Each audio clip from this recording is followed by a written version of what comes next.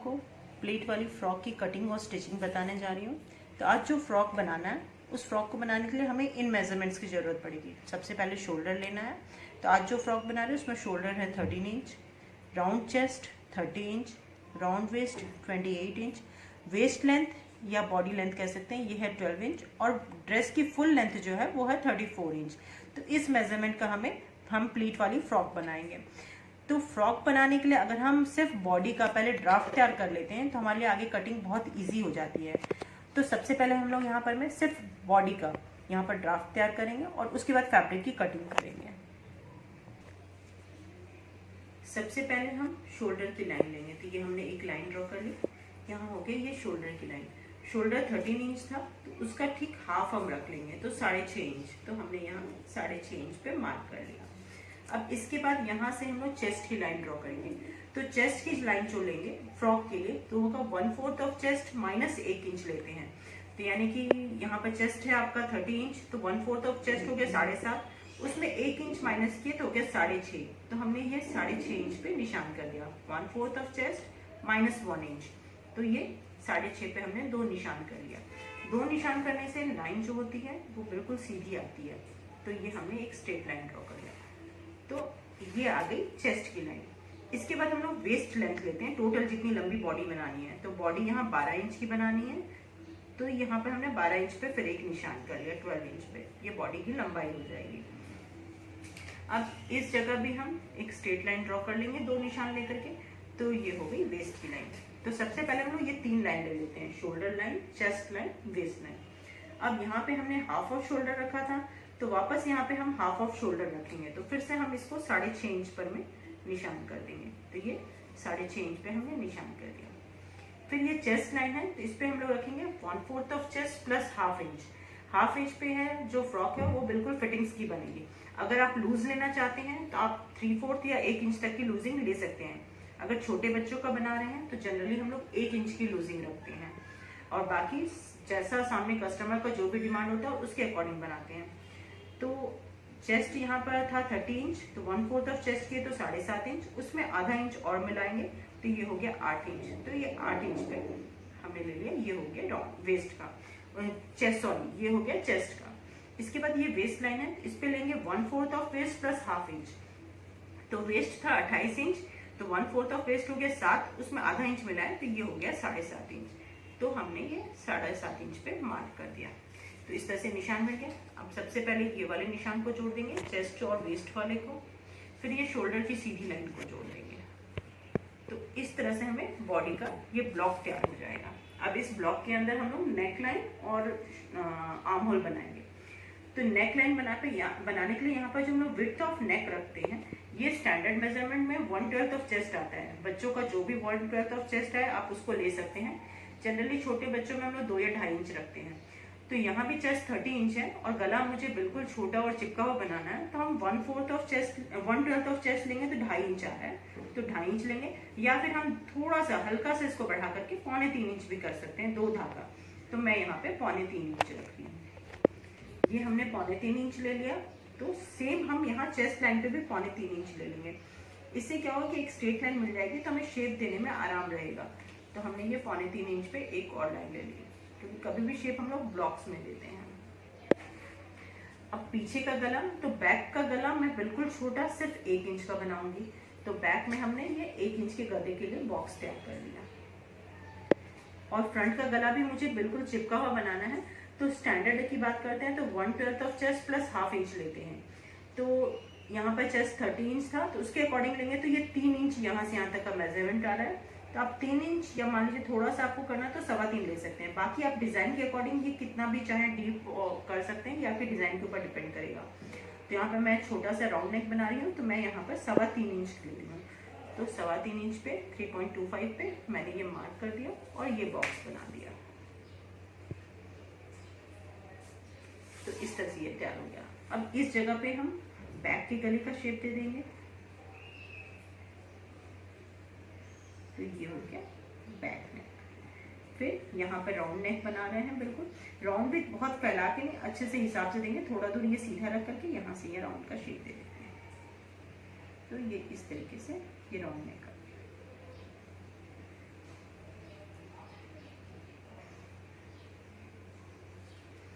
फिर इस जगह पे हम लोग 1/2 इंच शोल्डर ड्रॉप चाहते हैं, तो यहाँ पर में हम 1/2 इंच ठीक डाउन जाएंगे।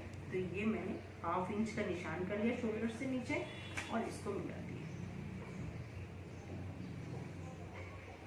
तो ये हो गया आपका शोल्डर ड्रॉप। अब यहाँ पे हम आर्म होल बनाएंगे। तो आर्म होल बनाने के लिए आपको क्या करना है कि ये जो मेजरमेंट बचा उसका हम मिड पॉइंट लेंगे। जैसे यहाँ से यहाँ 6 इंच आ रहा है, तो 6 का मिड मैंने 3 पे निशान कर लिया। इस 3 पे आप फ्रंट के नेक आर्म होल का शेप देने के लिए ½ इंच अंदर जाएंगे। तो इस पॉइंट को, इस पॉइंट को और इस पॉइंट को, इसको मिला करके हम फ्रंट के आर्म होल का शेप देंगे। तो इस तरीके से ये हमने मिला के ये आर्म होल बना दिया।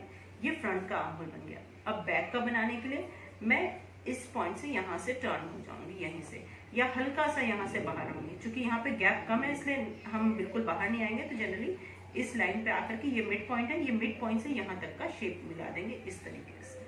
तो ये हमने बैक के आर्म होल का शेप बना दिया। अब हम इसको यहाँ से ऐसे ऐसे ऐसे ऐसे और ऐसे ये बाहर बाहर का शेप काट लेंगे। सबसे पहले ये हमने पेपर ऑन फोल्ड पे रखा हुआ था, इसलिए सबसे पहले हम बाहर का शेप कटिंग करेंगे। तो इस तरीके से हम ये बाहर की कटिंग कर देंगे। तो ये बाहर का पोर्शन जो है, तो ये आपका बॉडी का, ये बैक का ड्राफ्ट तैयार हो गया। अब हम इसको यहाँ से बीच से भी कट कर देंगे। ये बीच से कटिंग कर दिया, तो ये हम इसको यहाँ से अलग करेंगे। तो ये हो गया मेरा बैक का ड्राफ्ट तैयार। तो ये बैक का हो गया। अब फ्रंट वाले में वापस हम ये शेप और इस शेप को काट देंगे, कटिंग कर देंगे। तो हमने ये टुकड़ा यहाँ से काट के अलग कर दिया। तो ये हो गया फ्रंट का आर्म होल, यहाँ से ये काट दिया, ये हो गया फ्रंट का नेक। तो इस तरह से ये हो गया फ्रंट का बॉडी ब्लॉक और ये आपका हो गया बैक का बॉडी ब्लॉक। अब इसी को रख करके हम फैब्रिक्स की कटिंग कर लेंगे।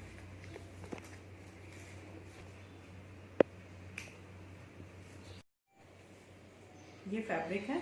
तो सबसे पहले फैब्रिक के एक कोने से हम इसको इस तरीके से फोल्ड करेंगे, डबल फोल्ड। ये फोल्ड करके ये इतना ही चौड़ा रखेंगे जितना कि ये मेरा ड्राफ्ट है, इसे बस 1.5 इंच फैब्रिक एक्स्ट्रा होने चाहिए, इससे ज़्यादा की हमें ज़रूरत नहीं है। तो ये हमने तैयार कर लिया और यहाँ लगभग 1.5 इंच का अंदाज से ये फैब्रिक एक्स्ट्रा आना चाहिए। तो इसको सबसे पहले हम एक कॉर्नर में सेट करेंगे। ये हम लोग फ्रंट वाला पीस पहले ड्रॉ कर रहे हैं। तो फ्रंट पीस ड्रॉ करने के लिए ये इस लाइन को ऑन फोल्ड की लाइन पे रखेंगे जहाँ कपड़ा मुड़ा हुआ है, और बस इसको हम इसी तरीके से इसका ड्राफ्ट तैयार करेंगे। इसके किनारे किनारे लाइन खींच लेंगे। तो ये ड्राफ्ट ये कर लिया। अब इस तरीके से देखिए हम ये लाइन ड्रॉ कर लेंगे। तो ये लाइन हमने सेम ड्राफ्ट को रख के ड्रॉ कर लिया। ये हमारी स्टिचिंग की लाइन होगी। अब सीम अलाउंस हम इसके एक्स्ट्रा में रखेंगे। तो नीचे यहाँ पर में इस जगह पर हम अप्रॉक्स ½ इंच या 3/4 इंच, ½ इंच काफ़ी होता है, तो ये हम ½ इंच के आसपास यहाँ पर में फैब्रिक रखेंगे एक्स्ट्रा। ये कटिंग की लाइन हो जाएगी। इस जगह पे हम एग्जैक्टली मैं 1.5 इंच रखती हूँ। अगर आप बिल्कुल छोटे बच्चों का बना रहे हैं जिनकी फिटिंग्स बार बार चेंज होती रहती है, तो आप 2 इंच तक का भी सीम अलाउंस रख सकते हैं। तो यहाँ मैं 1.5 इंच का रख रही हूँ। तो ये हमने 1.5 इंच कपड़ा एक्स्ट्रा रख लिया कटिंग के लिए, ताकि ढीला टाइट कभी भी कुछ भी करना हो तो हम यहाँ से कर सकते हैं। यहाँ भी है सेम ½ इंच का हम ये सीम अलाउंस रखते हुए एक और लाइन ड्रॉ कर देंगे, जैसा ये गया हुआ है शेप।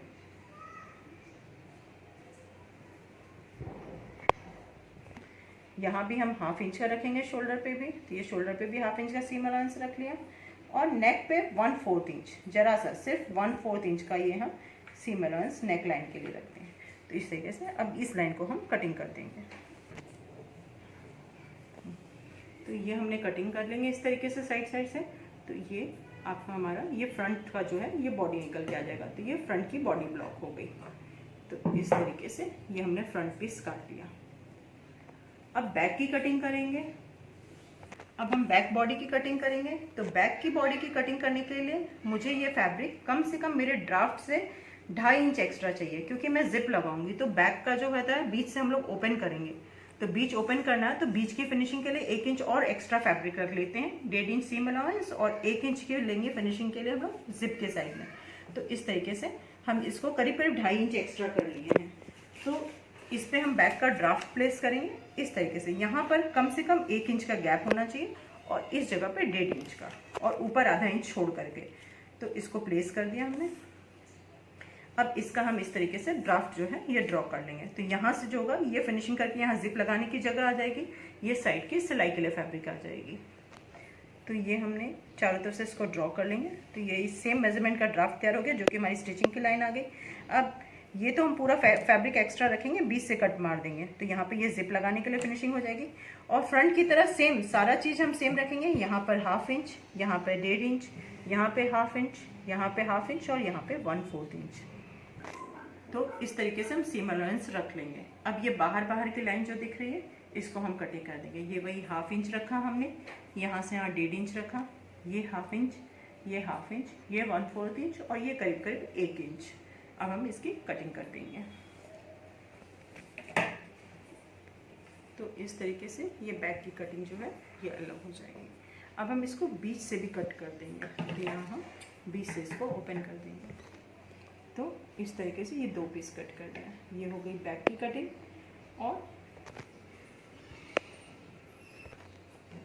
तो ये हो गया हमारे लिए फ्रंट का बॉडी और ये हो गई बैक की बॉडी। बैक अब हम लोग इसका नीचे का घेर काटेंगे। अब हम लोग फ्रॉक के घेर की कटिंग करेंगे। तो घेर की कटिंग करने के लिए पहले कुछ कैलकुलेशंस कर लेते हैं। जैसे कि मुझे ड्रेस जो बनानी थी उसका पूरा लेंथ था 34 इंच और बॉडी की लंबाई हमने काटी है 12 इंच। तो सबसे पहले इसका डिफरेंस निकाल लेंगे, अंतर। तो ये आया 22 इंच, यानी कि घेर हमें जो बनाना है उसकी पूरी लंबाई है 22 इंच। उसमें हम 2 इंच एक्स्ट्रा फैब्रिक रखेंगे नीचे मोड़ने के लिए और सिलाई के लिए, यानी कि टोटल हो गया 24 इंच। तो घेर की लंबाई होगी 24 इंच। ये तो घेर की लंबाई हो गई। अब घेर में हम प्लेट्स किस तरीके से डालेंगे उसका कैलकुलेशन करते हैं। तो सबसे पहले हमने राउंड वेस्ट ले लिया और उसमें मैंने यहाँ 2 इंच जोड़ा। 2 इंच इसलिए जोड़ा कि हमने 1/2 इंच की लूजिंग ली है, 1/4 ऑफ वेस्ट प्लस 1/2 इंच लिया था। तो अगर हम 1/2 इंच की लूजिंग लेते हैं तो यहाँ पे हमें 2 इंच बढ़ाना पड़ता है। 1/2 इंच की लूजिंग का मतलब 2 इंच हो जाता है। अगर आप लोग 1 इंच की लूजिंग रख रहे हैं तो ये आपको 4 इंच रखना पड़ेगा। जितना भी आप लूजिंग रखते हैं उसको 4 से मल्टीप्लाई करेंगे, उतना ही कपड़ा हमें एक्स्ट्रा रखना पड़ता है। तो अभी जो हम फ्रॉक बना रहे हैं उसमें हमने हमारा वेस्ट जो था वो 28 इंच का था और उसमें हमने 1/2 इंच की लूजिंग रखी थी। तो हाफ को जब 2 से मल्टीप्लाई करते हैं, हाफ को जब 4 से मल्टीप्लाई करते हैं तो वो 2 इंच आ जाता है। तो हमने इसमें 2 इंच ऐड कर दिया, तो ये हुआ 30 इंच। अगर आपने 1 इंच की लूजिंग रखी है तो यहाँ पर आप 4 इंच ऐड कीजिएगा, तो ये 30 इंच हो गया। अब 30 इंच ये पूरी ड्रेस बनने के बाद में ये हमारा राउंड वेस्ट आ गया, ड्रेस का राउंड वेस्ट आ गया।